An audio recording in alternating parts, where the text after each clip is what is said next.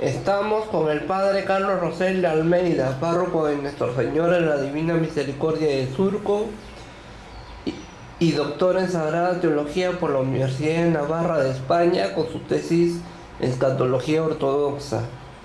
Hoy vamos a hablar sobre los padres, los papás, que muy pronto, el tercer domingo de junio, ¿no, padre? Sí. El tercer domingo de junio es su día, se celebra el Día del Padre. Y por tal motivo hemos decidido dedicar una edición más, aparte del capítulo dedicado a los hombres, a la festividad, a la celebración del Día del Padre. Padre, ¿cómo se convierte uno en un buen padre? Cuando reflejamos a Dios, tenemos que reflejar la paternidad de Dios. Padre con mayúsculas se aplica a Dios. Dios es Padre y por eso el referente siempre de toda paternidad es Dios Padre.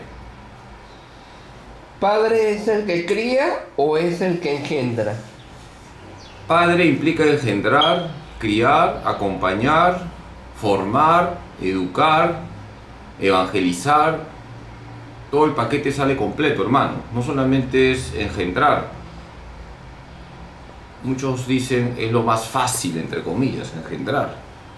Qué difícil es acompañar a un hijo, qué difícil es formar a un hijo, qué difícil es inculcar valores a un hijo. ¿La persona que adopta un niño también es padre? Sí, tiene mucho mérito, porque es un acto de caridad. El padre adoptivo expresa caridad, ciertamente al no ser padre biológico no ha transmitido la vida, pero sí está acompañando una vida. Y por eso yo aconsejo a aquellos matrimonios que no tienen hijos que no acudan a la fecundación in vitro, sino que adopten hijos. ¿Existe el instinto paternal?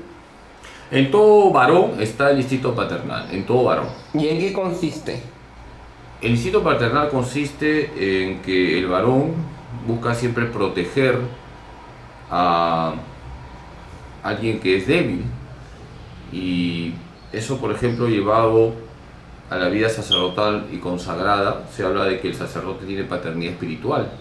En todo varón hay un deseo de la paternidad, ya sea biológica o espiritual, así como en toda mujer está la maternidad, ya sea biológica o espiritual. ¿Se nace para ser padre? ¿Se nace para ser padre? Buena pregunta. A veces se habla de hacer escuelas para padres. El varón, en cuanto varón, está dotado de la paternidad. La mujer, en cuanto mujer, dotada de la maternidad. Pero es importante no quedarnos solo en el plano natural, sino que hay que educar desde pequeños a los niños, dándoles valores, para que cuando crezcan ellos también inculquen valores a los hijos. Por eso hay que ir formando también a la persona para que ejerza su paternidad o su maternidad, llegado el caso. Y eso se aprende en el hogar. Cuando en la casa no se aprenden valores, entonces no se van a transmitir luego valores. ¿Se aprende para ser padre? ¿Cómo se aprende para ser padre? Como todo en la vida, la experiencia es muy importante, pero también hay que tener un corazón abierto a la verdad, es decir, hay que querer aprender, hay que querer conocer la verdad, hay que querer formarse. Entonces depende mucho de cada uno. A veces se dan charlas, por ejemplo, para padres y vienen pocas personas porque no les interesa, pues se nos tiene que meter en la cabeza y en el corazón una idea. Si yo tengo una vocación, tengo que formarme correctamente, prepararme para poder cumplir correctamente mi vocación. ¿Cómo se hace una buena escuela de padres en los colegios y las parroquias? Cuando se unen estas dimensiones, la dimensión doctrinal, hay que enseñar la doctrina de la iglesia, lo que significa la paternidad, lo que significa el matrimonio, lo que significa la familia. La dimensión espiritual, hay que enseñar a los padres la importancia de la vida interior, la oración, los sacramentos, la escucha de la palabra. La dimensión experiencial, es importante invitar a matrimonios de experiencia para que comuniquen lo que significa ser padres. Los años traen experiencia, traen sabiduría. Junto con esa dimensión doctrinal, esa dimensión espiritual, esa dimensión existencial, también una dimensión muy importante es la dimensión caritativa, es decir, impulsar a los padres de familia para que forjen en sus hogares comunidades donde se viva verdaderamente el amor, y de esa manera, uniendo estas dimensiones, se puede hacer una buena escuela para padres. ¿Cómo y de qué forma ayuda a la Iglesia Católica en la función, la práctica y el desarrollo de la paternidad? La Iglesia desde sus inicios ha defendido el valor sagrado del matrimonio y la familia. Así defiende lo que es la paternidad y la maternidad. En una sociedad donde no se defiende el valor sagrado del matrimonio y el valor sagrado de la familia, ahí se aplasta lo que significa la verdadera paternidad y la verdadera maternidad. ¿Cómo y de qué forma ayuda el aparato estatal, el Estado, en la función, la práctica y el desarrollo de la paternidad? Buena pregunta. El Estado tiene una labor subsidiaria. ¿Qué significa eso? Que el Estado tiene que respetar el derecho que tienen los padres de familia de educar a sus hijos. Es un derecho que nadie puede manosear. Los responsables de la educación de los hijos son los padres, y eso incluye hasta el tema sexual incluso. Por eso la escuela y el Estado en general tiene que respetar el derecho que tienen los padres de educar a sus hijos, y tiene que brindar una formación integral en los colegios, institutos y todos los lugares donde el Estado interviene para educar, pero siempre respetando, repito, respetando ese derecho que tienen los padres de educar a sus hijos. ¿Cómo y de qué forma ayudan las ONGs y las instituciones en la función, la práctica y el desarrollo de la paternidad? Mira, yo no quiero aquí hablar mal de nadie, pero un buen porcentaje de ONGs están totalmente ideologizadas. Entonces tu pregunta me lleva a ser claro y a decir sin anestesia ayuda muy poco, porque al estar ideologizadas inculcan la ideología de género, inculcan el orgullo gay, inculcan todo lo que va contra la vida, contra la persona humana, y desgraciadamente las ONGs, que ganan mucho dinero, se enquistan en los ministerios, por ejemplo en los lugares donde se brinda educación, para meter su huella nefasta en los libros, por ejemplo, que se dan a los niños, a los adolescentes, donde se los ideologiza y se les confunde en su identidad sexual, por ejemplo. ¿Cree usted que la Defensoría Municipal del Niño y del Adolescente, la DEMUNA, cumple su función y su labor y es importante para las familias de la localidad? Todo depende de las personas que están a cargo, porque la institución la conforman las personas. Si las personas son honestas y tienen las cosas claras, van a cumplir una función maravillosa. Por eso no se puede hacer una evaluación así general, pero sí, repito, en muchos ministerios y en muchos ámbitos donde el Estado educa, repito, estamos invadidos por ONGs profundamente ideologizadas. ¿Qué tan importante es una DEMUNA en un distrito? Es muy importante porque hay que defender la dignidad de la mujer, y es muy importante porque hay que defender la dignidad de toda persona humana. Entonces, no solamente se trata de que hay que evitar el maltrato físico o psicológico contra la mujer, sino que hay que promover también el papel de la mujer en la sociedad. A un hijo se le da todo y se le convierte en un rey poderoso del mundo, o se le da lo necesario e indispensable. Se le da lo que se le tiene que dar: amor, educación, todo con responsabilidad, educarlo en la responsabilidad. Hay que unir en la educación la libertad y la disciplina.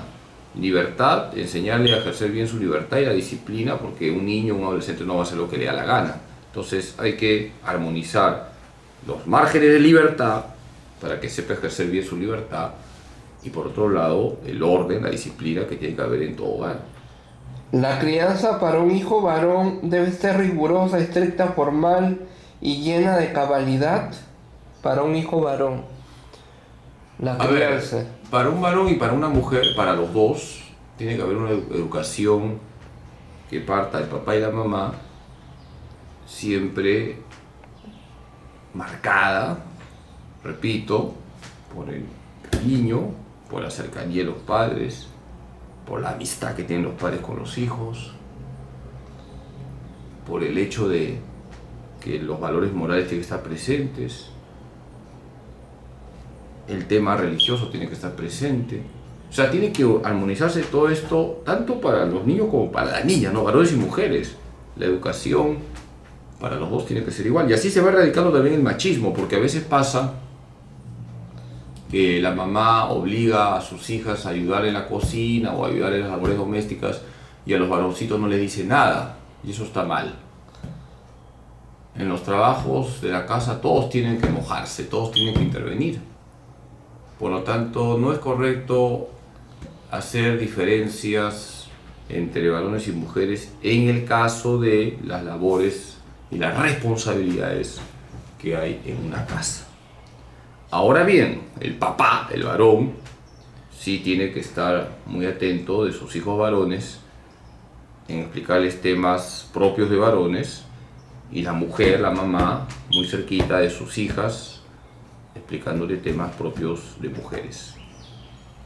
¿Cómo se cría y se cuida un bebé de meses?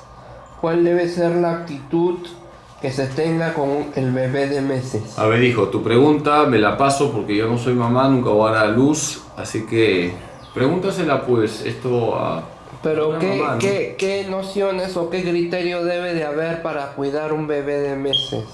Te respondo con la escritura, hermano, y ¿Se pasamos a tiene que otra pregunta. trasnochar uno? A ver, hijo, ¿Qué creo implica? que el mejor ejemplo lo tiene tu abuelita Gela, ¿no? Esa pregunta deberías hacérsela a tu abuelita, que es una heroína, ¿no? Ya. Simplemente te digo, 1 Corintios 13:2, si yo no tengo amor, yo nada soy. Ya. Tranquilo, doctor. ¿Cuál debe ser la actitud, la respuesta y la reacción de un padre con un adolescente? Mucha paciencia.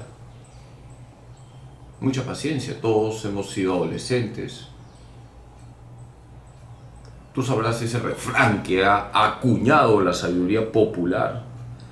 La vaca no se acuerda cuando fue Ternera. ternera. Tenemos que acordarnos que también nosotros hemos sido adolescentes.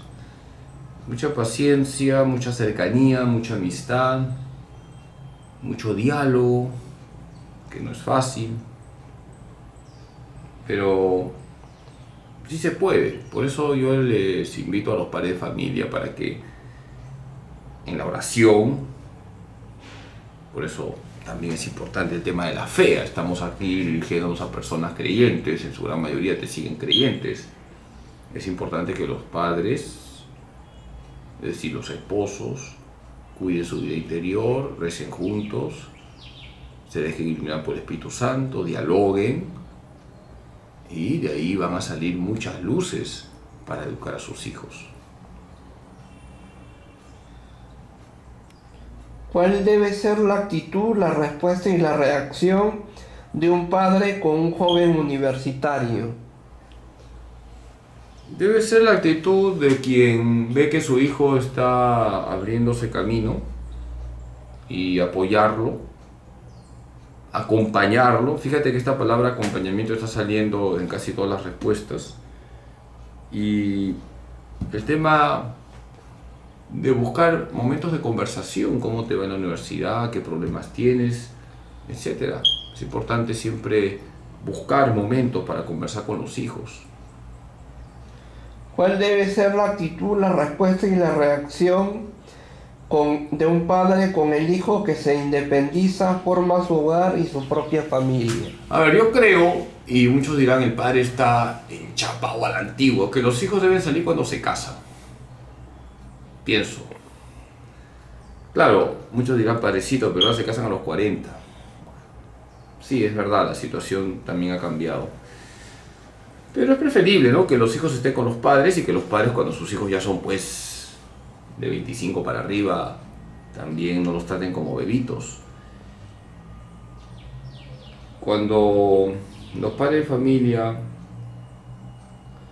dan siempre a sus hijos márgenes de libertad, sabiendo que les han inculcado valores, les ayudan bastante a sus hijos porque no se sienten como vigilados, ¿no? Repito, los padres de familia siempre tienen que preocuparse de sus hijos, siempre, y rezar todos los días por sus hijos, y aconsejar o corregir si fuese el caso. Pero no se les puede tener a los hijos en la jaula toda la vida. ¿Qué pasa si yo me desentiendo de mi hijo? ¿Qué pasa? Y lo doy por ignorado, lo doy por resuelto. Entonces ahí se está ejerciendo mal la paternidad, porque se es padre y se es madre siempre. Creo que con eso te he respondido, ¿no? Se es padre y se es madre siempre.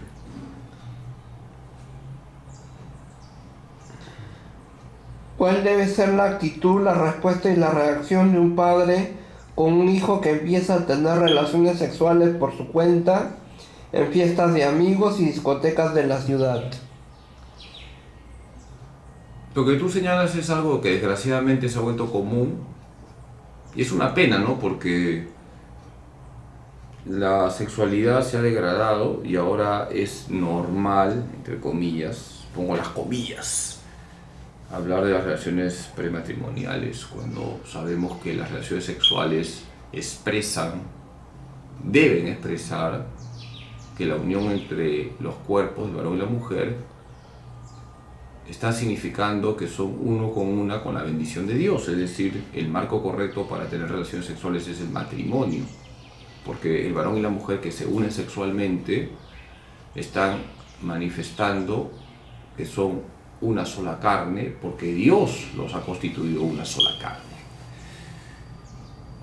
Y por eso, fuera del matrimonio, las relaciones sexuales no solamente es pecado, que lo es, se llama fornicación, sino que hacen daño porque al final termina banalizándose el sexo y luego tenemos que terminan, viene otra pareja y otra pareja y otra pareja y esto nunca llena el corazón de la persona humana.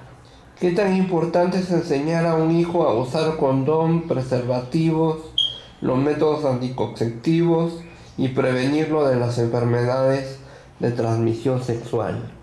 Bueno, si un padre le dice a su hijo usa preservativo o anda a un prostíbulo o tiene relaciones con tu enamorada, está siendo el portavoz de Satanás. Pues, ¿qué te voy a decir? Más claro ni el agua, ¿no? Pero un padre católico sí, tiene que enseñar a su hijo a vivir correctamente. Igual una mamá, estoy hablando de papá y mamá, tiene que enseñar a su hijo a vivir correctamente. No puede aplaudir el pecado. Evidentemente, se es padre siempre, se es madre siempre, nunca se botan los hijos de la casa, pero también hay que plantear las cosas claras. pero siempre es bueno prevenirlo de las enfermedades de transmisión sexual. A ver, hijo, lo que pasa es que no te quedes solamente con el tema del preservativo, hay que ir atrás. Lo que está mal es tener relaciones sexuales fuera del matrimonio, lo que está mal es tener relaciones sexuales contra natura, lo que está mal es tener relaciones sexuales con prostitutas, lo que está mal es tener relaciones sexuales con cualquiera. Eso es lo que está mal. Ya a partir de lo que viene adelante, todo está mal, ¿no? El preservativo, lo que quieras, ¿no? ¿Cuál debe ser la actitud, la respuesta y la reacción de un padre que ha embarazado a un adolescente o una joven de su universidad? De un padre con un hijo que ha embarazado a un adolescente o a una joven de su universidad. Bueno, te respondo con una frase: sí a la vida, hermano. El aborto es siempre algo malo. No hay justificación y ya pasó. Pues ahí hay una vida. Hay que respetar esa vida. Dios escribe derechos en renglones torcidos. sí a la vida, hermano. Tú eres un pro vida, Freddy. Así que sí a la vida. Y igual si en tu instituto o donde estudias un patita se te acerca y dice que ha embarazado a su enamorada, ¿tú qué le dices? Sí a la vida, punto. No hay más que discutir. ¿Cuál debe ser la actitud, la respuesta y la reacción de un padre con un hijo que consume drogas y licor en exceso? Claro, es algo muy doloroso cuando un padre de familia se entera que su hijo se ha metido en vicios. Tiene que ayudarlo a salir del vicio. Hay que ayudarlo con la oración diaria, pero también buscando las ayudas humanas, que las hay. Y esto también lleva a tener mucha paciencia, ¿no? Es un proceso. Fácil es entrar en el vicio, qué difícil es salir del vicio. Entonces yo le pido a los padres de familia que están en esta tragedia de tener un hijo alcohólico, drogadicto, que confíen en Dios, que tengan paciencia y que no bajen la guardia, es decir, hay que estar ahí detrás. Y detrás es oración constante, detrás es preocupación constante, detrás es paciencia, mucha paciencia y mucha misericordia. ¿Cómo un padre forma y consolida hábitos, talentos y valores en sus hijos? En primer lugar con el buen ejemplo y luego hablando, pero primero el buen ejemplo. El mejor predicador es el padrecito ejemplo, dice la sabiduría popular. Hay que dar ejemplo. Un padre que llega borracho a su casa, por más que luego hable bonito de lo que es la virtud, esas palabras no sirven para nada. Entonces hay que formar a los hijos hablándoles, claro que sí, pero sobre todo predicándoles con el testimonio. Doctor, tu última pregunta. ¿Cuál debe ser la actitud, la respuesta y la reacción de un padre con un hijo con discapacidad? Agradezco tu pregunta. Es una bendición de Dios, no es una maldición. Somos creyentes. Todo ser humano tiene un valor. Y las personas con discapacidad aportan mucho. Y yo me saco el sombrero por aquellos padres de familia que cuidan a sus hijos que tienen limitaciones, discapacidad. Bendito sea Dios por esos padres que muestran lo que es el amor. Es una cátedra del amor. Cuando veo a un papá, a una mamá, acompañando a su hijo que tiene una tara o tiene una limitación grave o está muy enfermo, eso es una cátedra del amor. Nadie tiene tanto amor como aquel que da la vida por sus amigos. Juan 15:13. Doctor, tenemos que cerrar la entrevista. Padre, Ha sido una ya muy consulta. larga. ¿Cuál debe ser la actitud, la respuesta y la reacción de un padre cuando muere su hijo?